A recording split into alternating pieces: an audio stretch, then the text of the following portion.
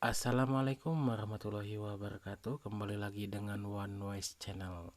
Pada kesempatan kali ini saya akan mereview ya diskusi saya dengan Bang Rudi Yohanes, sang debaters ya, salah satu debaters andalan Kristiani ya, sekaligus profesi dia sebagai evangelis atau penginjil. Mari kita sama-sama simak yang menjadi perdebatan saya dengan Bang Rudi Yohanes. Selamat menyaksikan.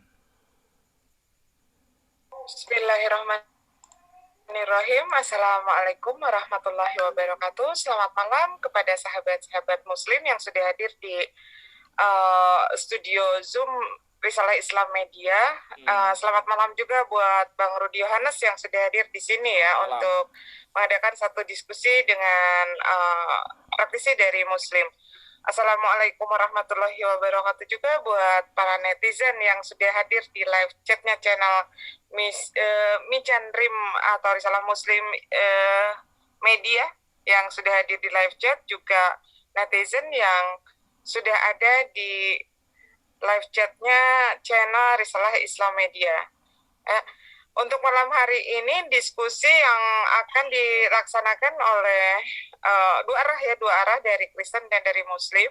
Dari Kristen narasumbernya adalah Bang Rudi Yohanes dan dari Muslim adalah Bang One Way. Live streaming ini disiarkan dari tiga channel dari channel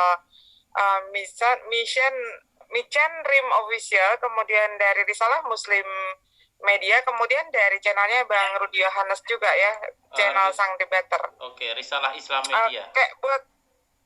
Iya, Risalah Islam Media, RIM tadi.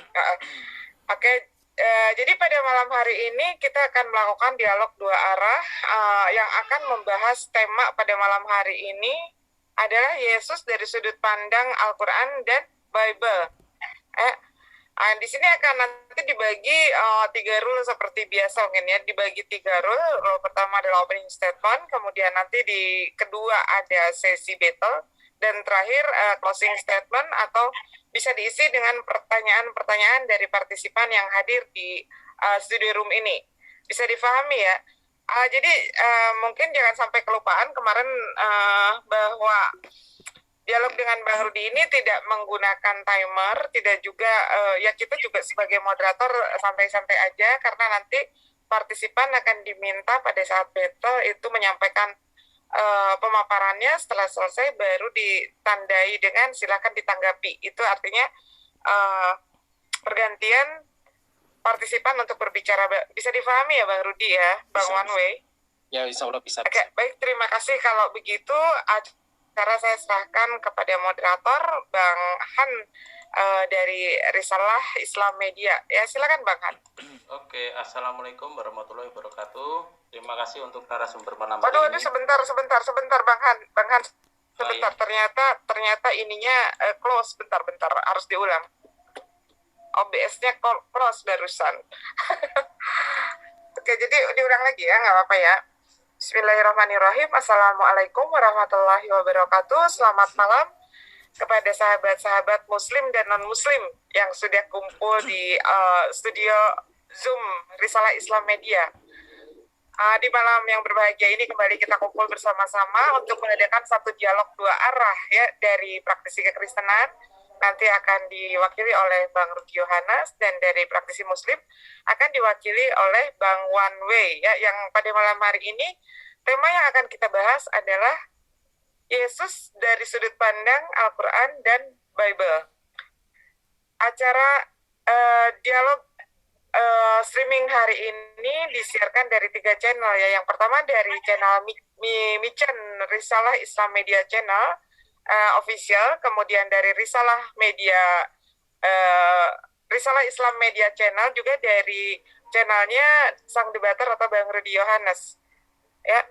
Begitu. Pada tema kali ini kita akan membahas tadi yang sudah Umi sebutkan, tentunya dengan rule ya. Rule yang akan ditentukan adalah seperti biasa, bahwa kita kalau berdebat dengan Bang Rudi Yohanes tidak menggunakan timer.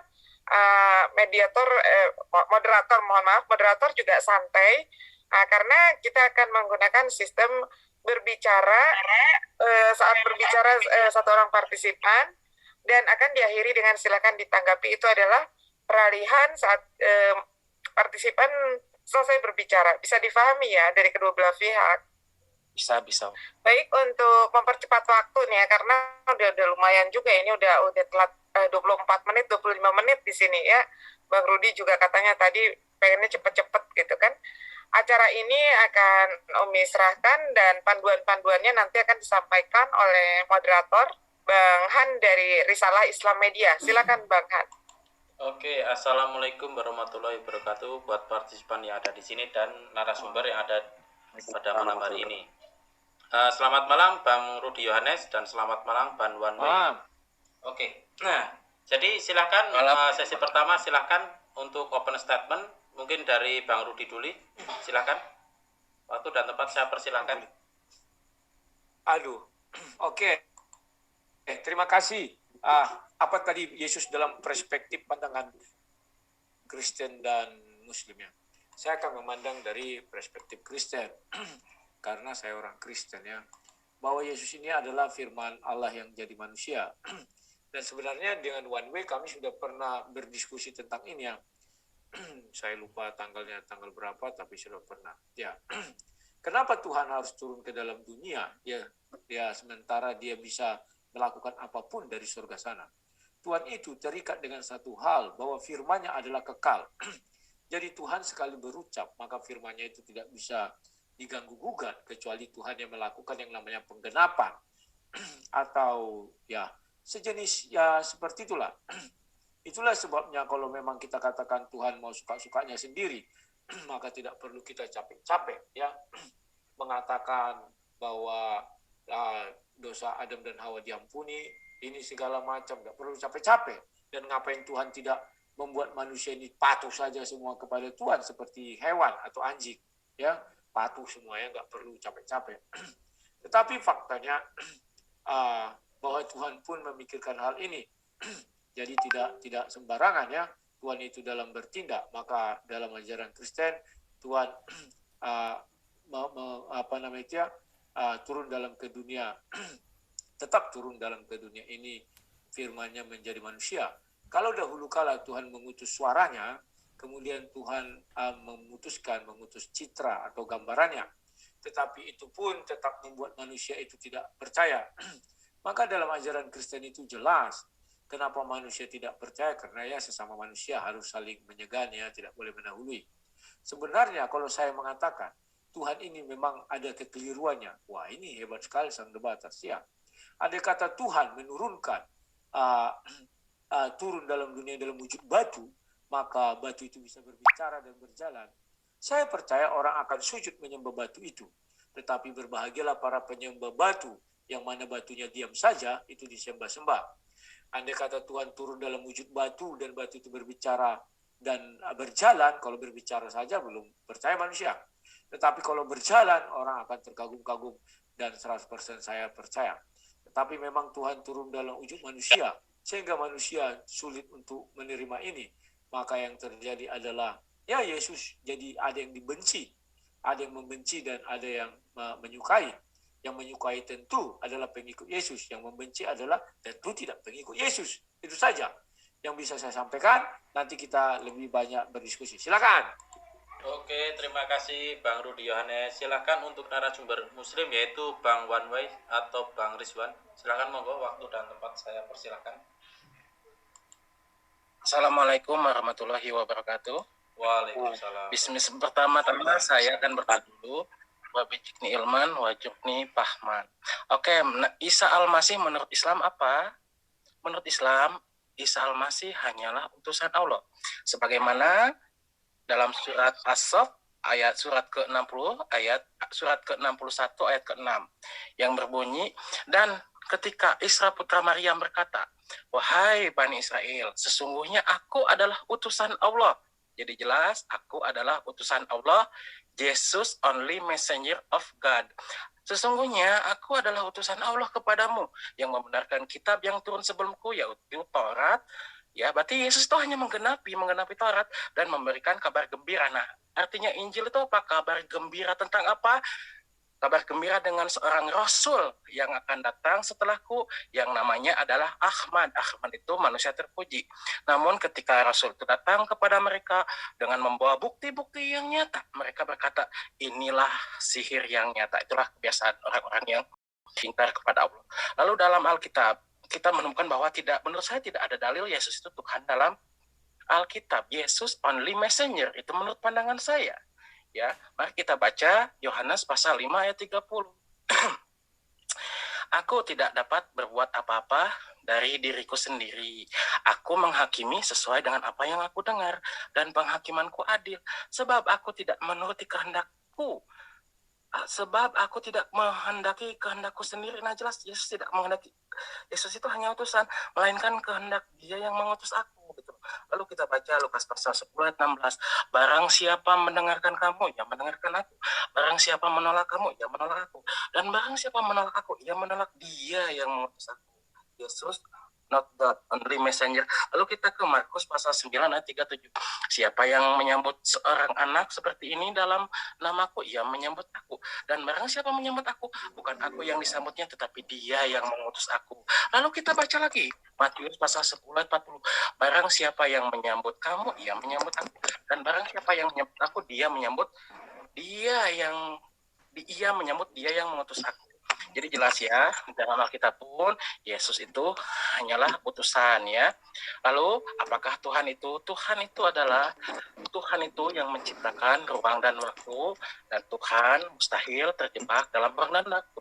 Yang terjebak dalam ruang dan waktu itu bukan Tuhan, tetapi makhluk. Sudah jelas dalam hal ini Yesus itu terjebak dalam ruang dan waktu, karena Yesus itu Tuhan. Tuhan itu mustahil bisa dilihat oleh panca indera, mustahil dalam kehidupan fana. Sebagaimana surat Al-Mulk surat ke-67 ayat ke-12. Sesungguhnya orang-orang yang takut kepada Tuhannya yang tidak terlihat. Saya ulangi lagi ya, sesungguhnya orang-orang yang takut kepada Tuhan yang tidak terlihat, oleh mereka memperoleh ampunan dan pahala yang besar. Jadi demikian kata pembuka dalam Al-Quran dan Bible. Menurut saya bahwa Yesus itu only messenger God. Terima kasih. Saya persilahkan kepada moderator. Oke, terima kasih. Mohon maaf, ini yang share screen siapa ya? Mohon maaf, jangan mengganggu dulu ya. Oke, silakan saya serahkan kepada narasumber malam hari ini, yaitu Bang One Ways atau Bang Rizwan dan Bang Rudi Yohanes. Silakan, waktu akan dimulai dari sekarang. Halo. Siapa yang duluan? One Way apa saya? Iya, terserah Abang mau duluan, silakan atau saya silakan. One Way, tolong buka surah 28 ayat 30. Surah ayat 28.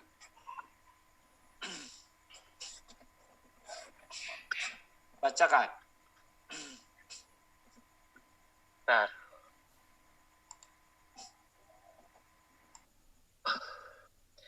Maka ketika dia Musa sampai ke tempat api itu, dia disuruh dari arah pinggir sebelah kanan lembah dari sebatang pohon di sebidang tanah yang diberkahi. Wahai Musa, sesungguhnya aku adalah Allah, Tuhan seluruh alam. Jadi pertanyaan Anda apa, Bang? Pertanyaanku, apakah di situ messengernya siapa? Apakah pohon? Apakah Allah langsung atau bagaimana? Tolong jelaskan. Di sini ya jelas messengernya itu adalah Nabi Musa. Allah itu berfirman karena Musa itu adalah kalimullah, Nabi yang berbicara dengan Allah melalui Nabi. Sekarang Allah itu di mana? Di pohon kah atau bagaimana? Tidak, Allah tuh. Nah, di sini ya, teman-teman semuanya, Bang Rudi Yohanes, dikiranya ayat itu bahwa yang berbicara melalui tabir itu medianya adalah pohon. Ini kekeliruan pertama dari sang debaters Rudi Yohanes. Mari kita simak. Berfirman kepada Musa, Allah itu tidak bertempat, Bang. Siapa bilang Allah tidak bertempat? Saya yang bilang, dalam iman Islam, Allah itu tidak bertempat. Tempatnya kan ada itu, namanya ars. Oke, gini ya, saya bicara ars itu singgasana Allah. Singgasana itu kekuasaan. Kalau MS Azam dimatikan. Maka ketika dia dulu mikrofonnya itu, MS Azam. Ya, silakan. Maka ketika Musa sampai ke tempat api, nah di sini adalah tabir. Tabirnya itu apa? Api. Karena Tuhan itu mustahil berbicara langsung tanpa tabir kepada nabinya. Tabirnya pohon apa api? Tolong dijelaskan, saya ingin tahu. Api. Nah, di sini sang debaters mencoba membuat persepsi dia sendiri pemahaman Al-Quran tanpa dia paham isi ayatnya itu, bahwa tabirnya itu adalah pohon, padahal bukan pohon, tabirnya itu adalah api. Api. Berarti pohon itu adalah Allah, karena di situ ada kalimat Bukan. dari sebatang Hanya pohon. tabir. Bukan hanya tabir, Bang. Api itu adalah tabir. Ya, Nah. tabir. Karena adalah kalimullah, Nabi yang berbicara langsung dengan Allah melalui tabir. Tabirnya itu apa? Api. Nah, ketika Allah berbicara kepada Nabi Muhammad, tabirnya apa? Nah, ketika berbicara dengan Nabi Muhammad, ada perantara namanya Jibril. Sesuai dengan dalilnya, surat Al-Baqarah ayat 95 dan ayat 97. Jadi beda tabir dengan apa ya, perantara. Ya, karena itulah ada nabi-nabi ya, kayak Nabi Adam dan Nabi Musa. Sekarang ada disebut kita kembali lagi Allah. kepada surat 28 tadi tuh. Ketika Ya. di situ jelas dikatakan bahwa bahwa Allah itu dari batang pohon, ada pengakuan akulah Allah katanya. Nah, di sini kita melihat sang debaters masih keliru dengan pemahamannya, bahwa yang berbicara Tuhan berbicara kepada Musa melalui tabir pohon. Itu pemikiran sang debaters, padahal bukan pohon tetapi api. Mari kita simak sama-sama dalam Al-Quran ya, surat An-Naml ayat ke-8.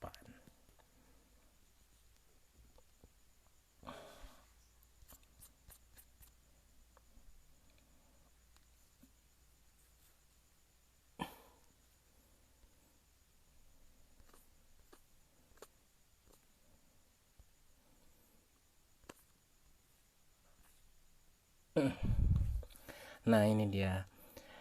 Bismillahirrahmanirrahim. Falamma ja'aha nudiya amburika man finnari wa man khawlaha wa subhanallahi rabbil alamin. Sadaqallahul adzim. Maka ketika dia tiba di sana tempat api itu, dia diseru, telah diberkahi orang-orang yang berada di dekat api dan orang-orang yang berada di sekitarnya. Maha suci Allah, Tuhan seluruh alam. Jadi jelas ya, tabir yang dipakai oleh Tuhan yang Maha Suci Allah Subhanahu wa Ta'ala untuk berbicara dengan Nabi Musa adalah api. Lalu kita korelasikan dengan kitab Torah dari Sefer Shemot. Sebentar.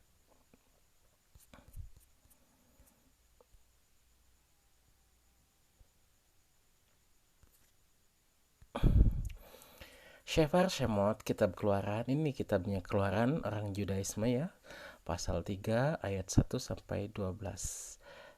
Adapun Musa, dia bisa mengembalakan kambing dan domba Yetro, mertua imam di Madian.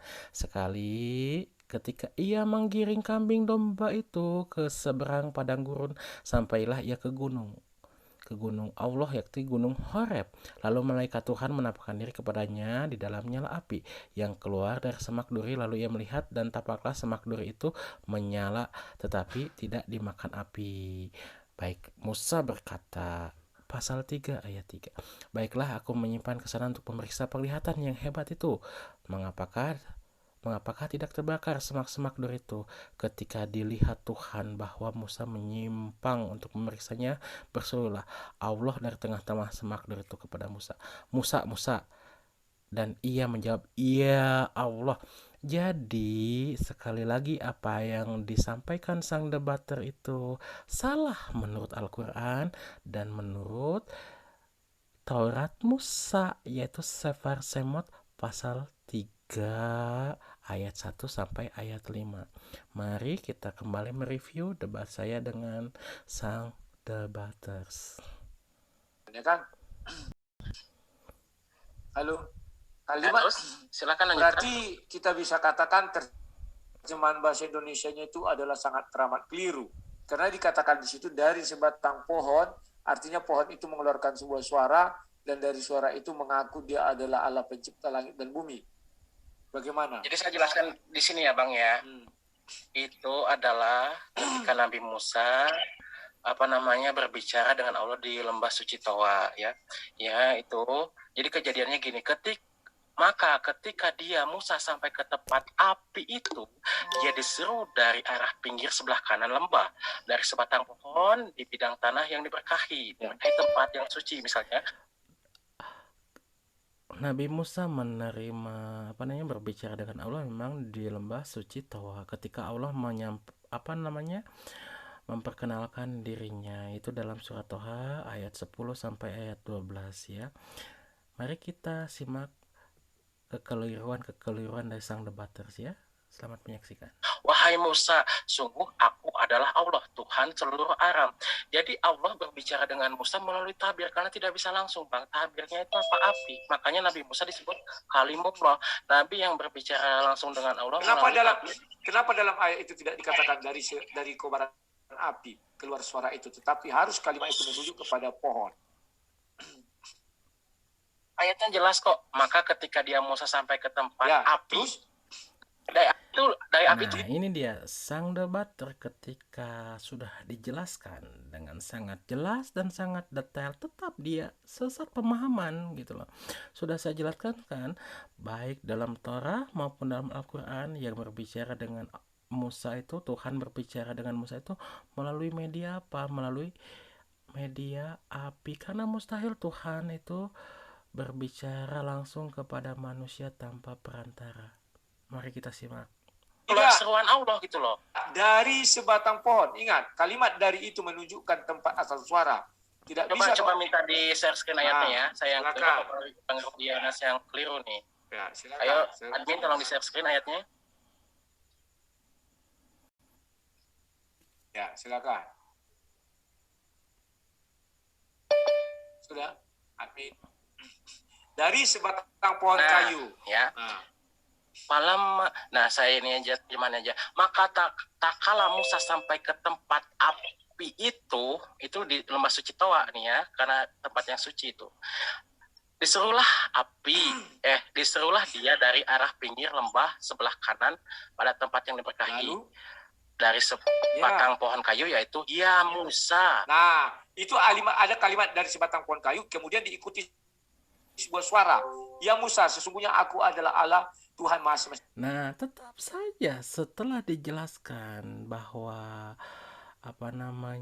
Tuhan berbicara melalui tabir yang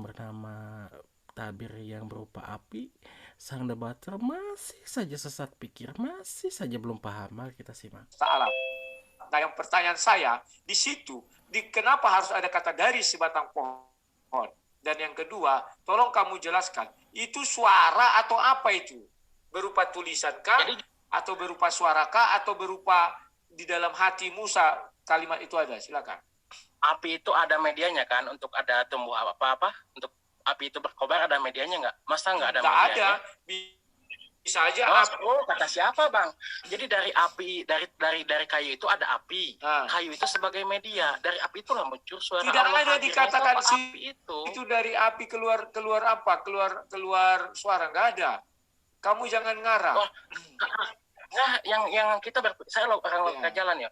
Api tanpa media, apakah api bisa berkobar? Bisa, berarti Tuhanmu bisa dilogikakan dong. Kenapa kamu selama ini mengatakan Tuhanmu tidak bisa dilogikakan? Kalau memang di Tuhan, api itu tidak perlu ada kayu, api tetap bisa ada. Kenapa kalimat itu dari sebatang pohon? Saya tanya. Nah, kan saya yang menjelaskan Abang. Saya menjelaskan kok Abang nggak terima. Saya bukan tidak terima. Kamu yang tidak terima kalimat itu dari sebatang pohon. Kalau saya terima. Nah, ya kan, masih dia terus mengejar kekeliruannya. Kekeliruannya itu dikejar terus sama dia.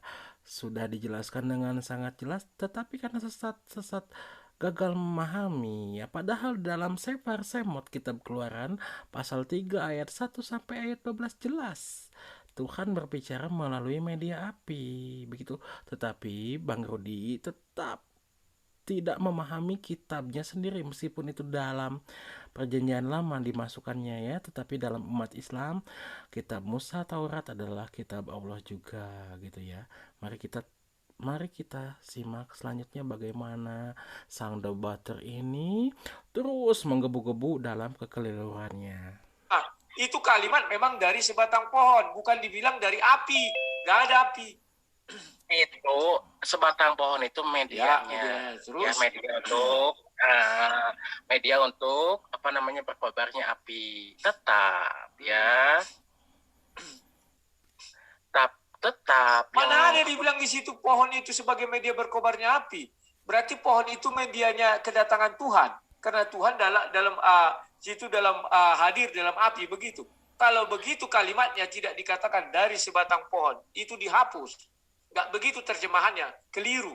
Dari api keluarlah suara.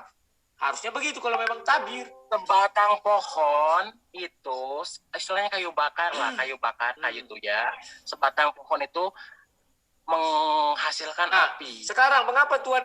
Nah, di sini ya, padahal saya sudah menjelaskan bahwa melalui tabir sebatang pohon dalam semak-semak yang mengeluarkan api. Jadi yang dipakai tabir itu adalah api.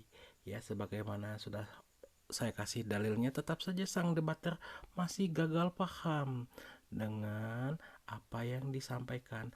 Dia masih mengejar dan terus mengejar kekeliruannya. Mari kita simak selanjutnya. Harus hadir dalam batang pohon itu atau dalam api itu? Tanya dulu kau. Apa nggak bisa? Tabir. Tidak bisa berbicara secara langsung, harus melalui tabir. Harus melalui tabir. Berarti Tuhan terbatas. Lemah. Terbatas karena Tuhan Maha Besar. Mau saja mau melihat Tuhan tidak bisa, tidak sanggup pingsan. Melihat Tuhan memang tidak bisa. Ya, tidak bisa. Nah, di sini dia sendiri mengakui bahwa manusia tidak bisa melihat Tuhan, mustahil bisa, tetapi dia menuhankan Yesus. Yesus itu bisa dilihat. Suatu kontradiksi di sini. Ya, sangat kontradiksi apa yang dia imani dan apa yang dia sampaikan. Dia bilang bahwa untuk melihat Tuhan itu tidak bisa, tetapi dia malah menuhankan Yesus yang bisa dilihat. Ya, demikian saja review debat saya dengan Rudy Yohanes sang debater part pertama, karena akan ada part selanjutnya, ada episode selanjutnya. Terima kasih bagi yang menyaksikan. Semoga menjadi pelajaran bagi kita semua. Ya, tidak ada dalil Yesus itu Tuhan baik dalam Alkitab ataupun dalam Al-Quran. Itu yang saya baca, karena menurut Yesus hidup kekal itu apa? Baca Yohanes 17 pasal 17 ayat 3, yaitu mengakui hanya ada satu Allah yang benar. Kalau dalam iman Islam la ilaha illallah, dan mengakui Yesus Kristus yang engkau utus. Jadi jelas mengakui Yesus yang engkau utus. Yesus hanya utusan sesuai dengan iman Islam. Apakah surga itu? Surga itu adalah la ilaha illallah Muhammadar Rasulullah. Ya, demikianlah video kali ini, review debat saya dengan Rudy Yohanes untuk part pertama atau episode pertama. Saksikan untuk episode selanjutnya. Wassalamualaikum warahmatullahi wabarakatuh.